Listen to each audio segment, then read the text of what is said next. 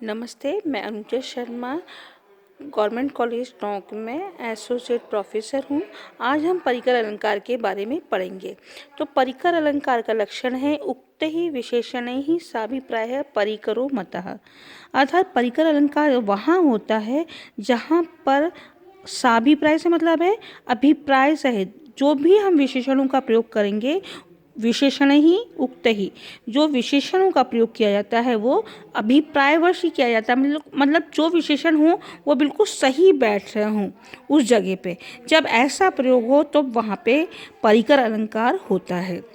आया समझ में? मतलब विशेषणों का प्रयोग साभिप्राय किया जाना ही परिकर अलंकार है। इसका उदाहरण हमने स्वप्नवासव दत्तम से लिया है। ये चौथे अंक का 9वां श्लोक है और स्वप्नवासव दत्तम नाटक आपको कोर्स में है, इसलिए उसका ही उदाहरण हम पढ़ेंगे कि इयं बाला नव उद्वहा सत्यम श्रुत्वा व्यथां व्रजेत कामं धीर स्वभाव इयं स्त्री स्वभावातु कातरः।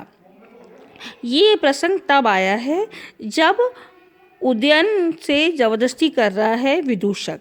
वो कह रहा है कि आप सच बताओ आपको कौन प्रिय है, दोनों रानियों में से कौन प्रिय है। तो वो विदूषक को नहीं बताना चाहता राजा, और फिर कह रहा है कि अगर पद्मावती को पता चलेगा तो उसको बुरा लगेगा। तो उसने क्या कहा उसके लिए, इयं बाला, अर्थात ये जो पद्मावती है नवोद्वहा, इसका अभी अभी ही नई विवाहिता है, अभी अभी इसका विवाह हुआ मेरे साथ, और सत्यम श्रुत्वा व्यथां व्रजेत, सत्य सुनकर, मतलब मेरी बात अगर वो सुनेगी और उसको सत्य सुन लेगी तो वो बिना मतलब में व्यर्थ ही दुखी होगी।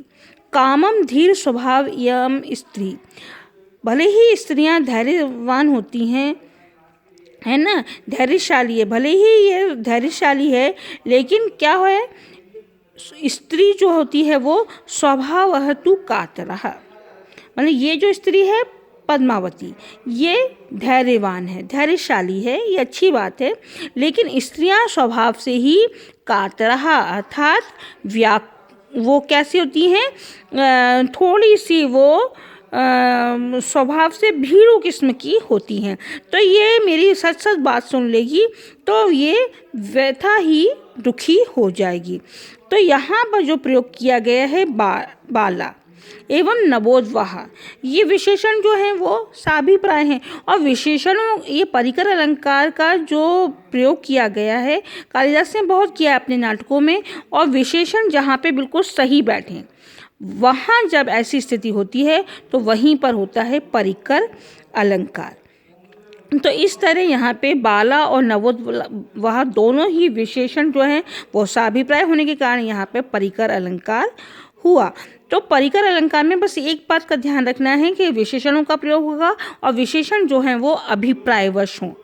साभिप्राय से मतलब है अभिप्राय जो उनका बिल्कुल सही सही सटीक बैठे, जब उन विशेषणों का प्रयोग किया जाएगा तो वहाँ पर परिकर अलंकार होगा। स्वप्नवासव दत्तम में और भी बहुत जगह ये परिकर अलंकार का प्रयोग किया गया है।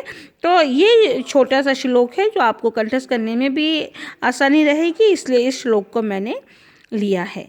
आज हम ये परिकर अलंकार पढ़ेंगे, आगे के अलंकार के बारे में हम बाद में पढ़ेंगे। धन्यवाद।